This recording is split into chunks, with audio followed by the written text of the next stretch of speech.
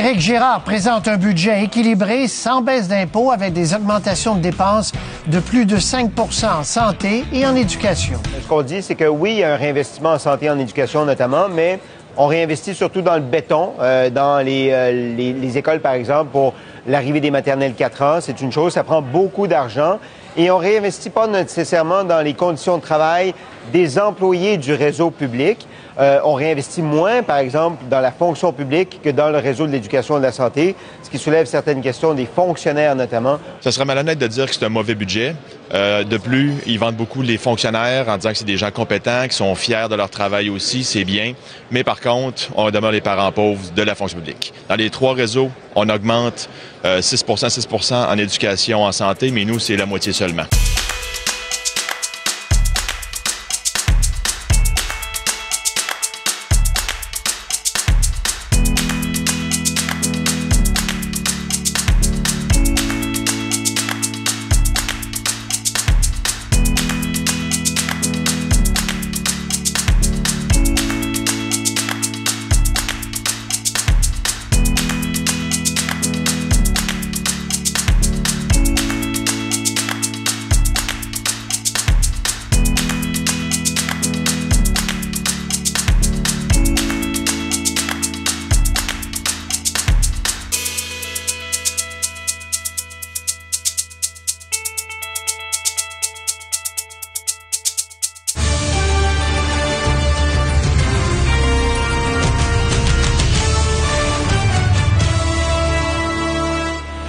Plusieurs carambolages d'envergure sont survenus sur nos autoroutes depuis le début de l'hiver. On n'a qu'à penser à celui qui a impliqué 200 véhicules il y a près de 2 semaines sur la 20 près de Val-Alain.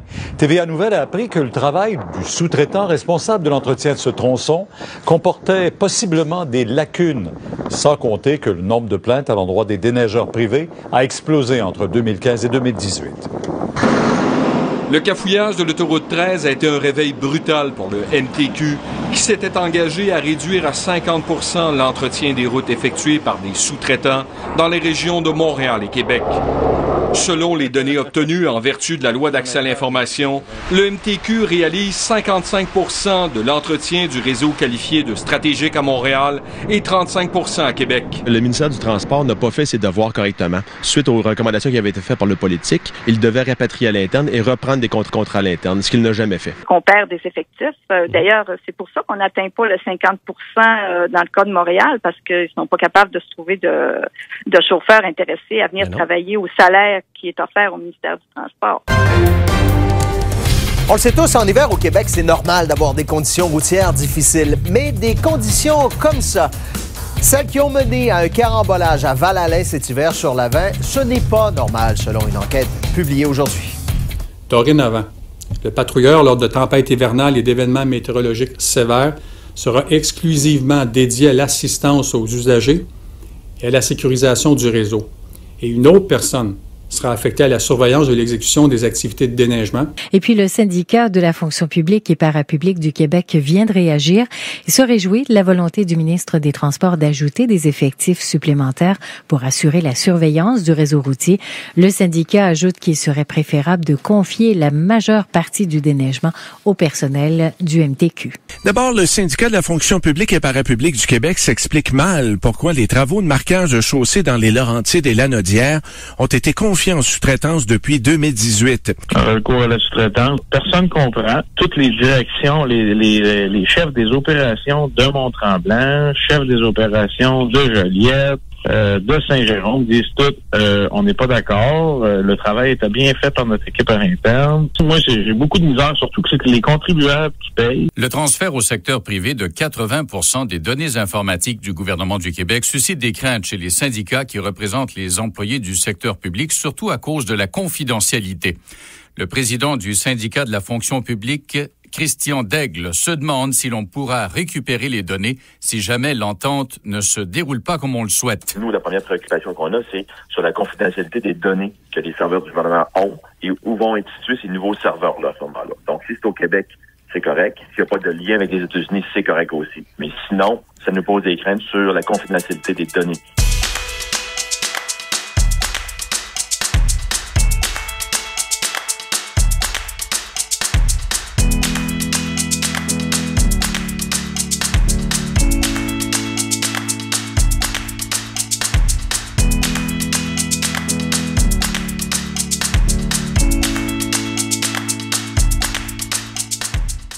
Le syndicat de la fonction publique et parapublique du Québec affirme que la Régie du bâtiment a abandonné l'Abitibi-Témiscamingue. Ben, selon le syndicat, la région ne compte aucun enquêteur en bâtiment dans la région. Présidente régionale Nathalie Garvin.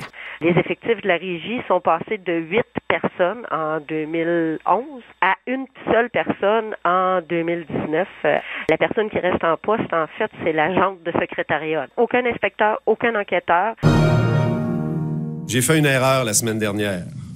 Lorsqu'en point de presse, j'ai pris sur mes épaules le poids de cette décision, qui en réalité était une décision administrative. Il n'y a pas que l'opposition qui réclame le retour de l'agronome Louis Robert dans ses fonctions. Une coalition de 11 syndicats de la fonction publique a publié une lettre ouverte pour dénoncer le traitement de M. Robert dans ce qu'ils appellent une chasse à l'homme. À Québec, Christian Daigle est porte-parole officiel du syndicat de la fonction publique et parapublique du Québec. C'est le plus important syndicat de la coalition avec 40 000 membres. Votre syndicat a déjà défendu d'autres sonneurs d'alerte. Et puis nous, ce qu'on a comme problématique avec la loi sur les lanceurs d'alerte également, c'est qu'elle ne vise pas l'ensemble des dénonciations qu'il pourrait y avoir. Comme le sérum. On a des chercheurs au sérum qui sont syndiqués chez nous et ces gens-là ne peuvent pas dénoncer en fonction de la loi des lanceurs d'alerte. Donc, c'est même pas tous les cas qui peuvent être étudiés par la protectrice du citoyen si on venait qu'à dénoncer quelque chose. Donc, nos chercheurs étaient muselés au sérum et c'est par le biais de M. Robert qu'ils ont réussi à faire une dénonciation et lui a été, à ce moment-là, sanctionné par la peine capitale qu'il a pu y avoir. Au Québec, maintenant, l'agronome Louis Robert n'est pas le seul lanceur d'alerte à avoir été congédié pour avoir transmis de l'information à des journalistes. Une compilation effectuée par Radio-Canada révèle qu'une dizaine de fonctionnaires du gouvernement ont été sanctionnés depuis 2014. Pour le même motif, ils ont parlé à des journalistes. Oui, et les syndicats ne sont évidemment pas contre l'idée que les ministères cherchent à coordonner leur communication. Par contre, le syndicat de la fonction publique et le syndicat des professionnels du gouvernement du Québec estiment qu'il est aujourd'hui plus difficile qu'avant pour les fonctionnaires de s'exprimer dans l'espace public. C'est lourd aller au protecteur du citoyen. C'est pas juste d'envoyer une lettre, là.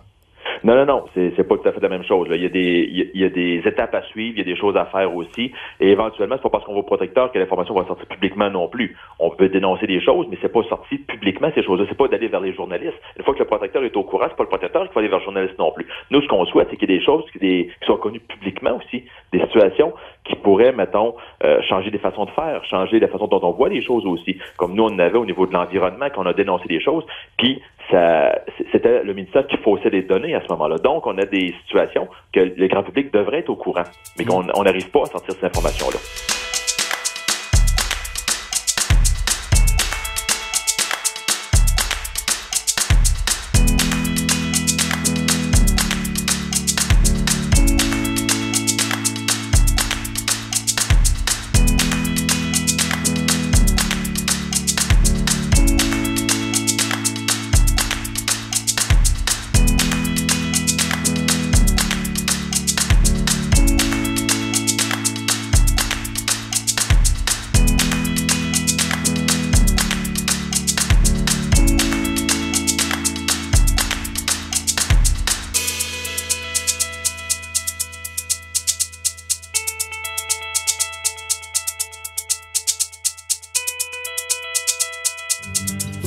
Vous êtes croyant, monsieur. Croyez-vous en Dieu, monsieur? Bon. Écoutez, ça prendrait beaucoup de temps pour faire le tour de la question. Si Dieu existe,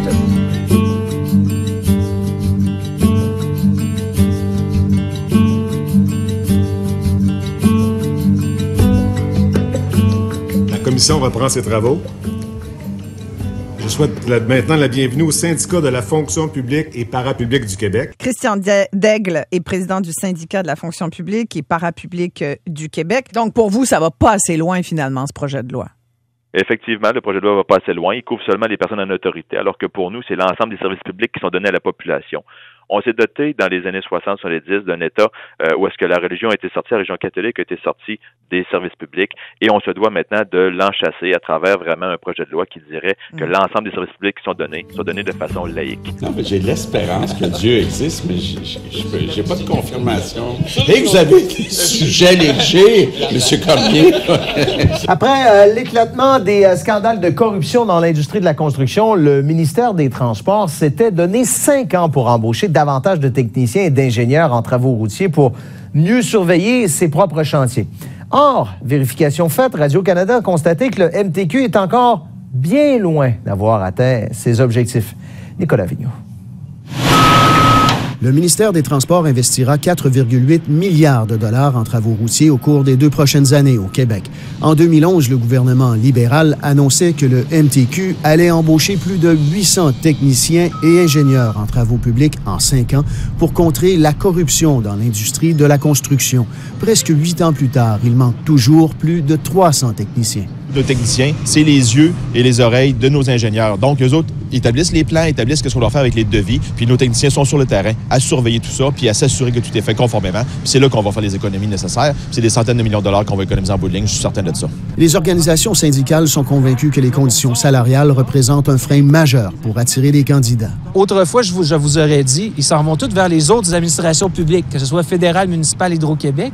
Mais maintenant, avec les méga-projets, ça s'en va vers le privé aussi. Les gens quittent. Ils rentrent au ministère des Transports, sont formés, 2-3 ans après, quittent pour le privé. C'est la petite école, le ministère des Transports. Le ministre des Transports, François Bonnardel, se dit conscient de la problématique. Autant les échelles salariales que le processus d'embauche doit être revu. J'en ai parlé avec mon collègue Christian Dubé jusqu'à savoir que c'est extrêmement difficile présentement. Il y a une compétition féroce de la part du privé.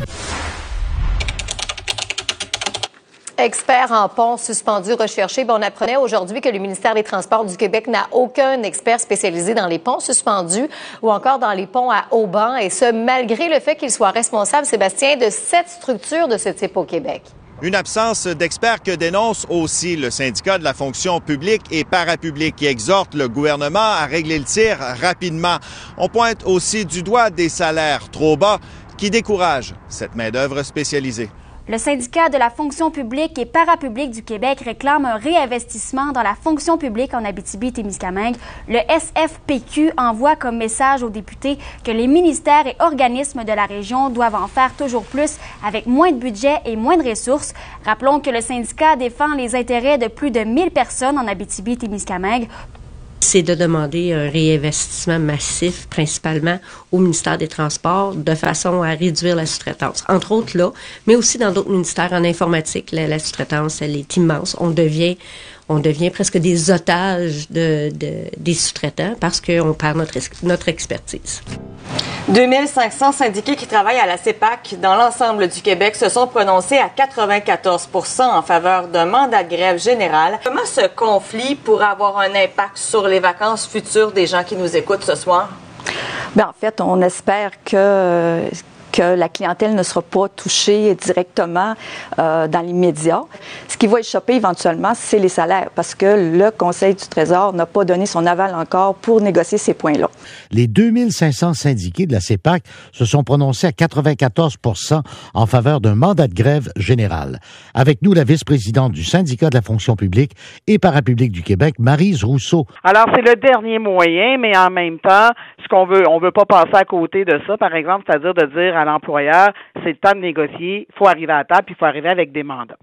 La question des horaires atypiques, des vacances et de la rémunération est au cœur du litige. Une centaine de travailleurs de la CEPAC de l'Abitibi-Témiscamingue menacent de faire grève. Quels sont les argents qui seront associés aux augmentations pour nos travailleurs? On n'en a aucune idée. On sait que nos travailleurs de la CEPAC, ce sont les plus bas salariés du gouvernement. Les syndicats qui représentent la fonction publique débutent des consultations pour se préparer en vue d'une ronde de négociations avec Québec l'an prochain. Les conventions collectives arrivent à échéance donc le 31 mars. Jusqu'à quel point est votre niveau de confiance en prévision de ces négociations qui vont s'amorcer en avril 2020? Ben, j'ai un bon niveau de confiance. Il y a eu un problème qui s'est passé dans le passé avec l'austérité budgétaire. Ça a coupé beaucoup de possibilités avec l'ancien gouvernement. M. Legault devra régler le problème. Et hier encore, il a fait une belle déclaration en disant qu'il fallait avoir des bons salaires pour les hauts fonctionnaires de l'État. Ça suppose d'offrir aux gens qui travaillent dans la fonction publique des salaires qui sont compétitifs. Ben, ce qui est bon pour Minou, c'est bon pour Pitou aussi. Oui. Alors, pour les bas salariés, c'est la même chose. On veut des bons services publics, on veut des bons salariés. Alors, ça va prendre des bons salaires et des bonnes conditions de travail pour les avoir.